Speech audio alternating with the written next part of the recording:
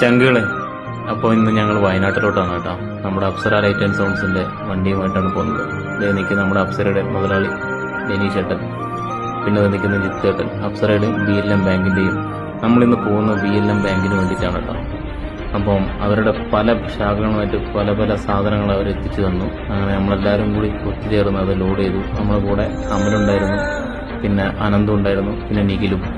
അപ്പം BLMന്റെ CEO നവീൻ സാറിന് ഒരുപാട് നന്ദിയുണ്ട് കേട്ടോ. ഞങ്ങൾ പോകണമെന്ന് പറഞ്ഞിട്ട് നല്ല മഴയാണ് കേട്ടോ വയനാട്ടിൽ.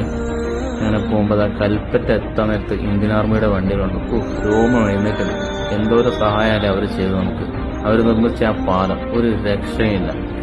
അങ്ങനെ ഞങ്ങൾ കളക്ഷൻ പോയിന്റായ കൽപ്പറ്റ സെന്റ് ജോസഫ് കോൺവെന്റ് സ്കൂളിലെത്തി സാധനങ്ങൾ ഇറക്കി. അങ്ങനെ ഇറക്കം കൊണ്ട് നിൽക്കുമ്പോഴാണ് നമ്മുടെ മേപ്പാടി ക്യാമ്പിലേക്ക് കുറച്ച് സാധനം എത്തിക്കാൻ പറ്റുമോ, പിന്നെന്താ നമ്മൾ എത്തിക്കില്ലേ, നമ്മുടെ ജോലി ഡ്രൈവറല്ലേ, നമ്മൾ എത്തിക്കും എവിടെ വേണമെങ്കിലും. അപ്പോൾ നമ്മുടെ BLMന്റെ സഹപ്രവർത്തകരും നമ്മുടെ കൂടെയുള്ള സുഹൃത്തുക്കളും എല്ലാവരും കൂടി പെട്ടെന്ന് തന്നെ വാഹനം ലോഡ് ചെയ്ത് കേട്ടാം.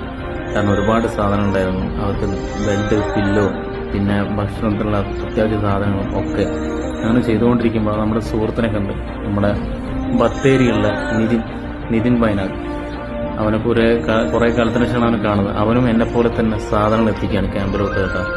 അങ്ങനെ ഞങ്ങൾ ചെന്നു മേപ്പാടി സാധനങ്ങൾ ഇറക്കി അവിടെ ചെന്നിറക്കിയപ്പോൾ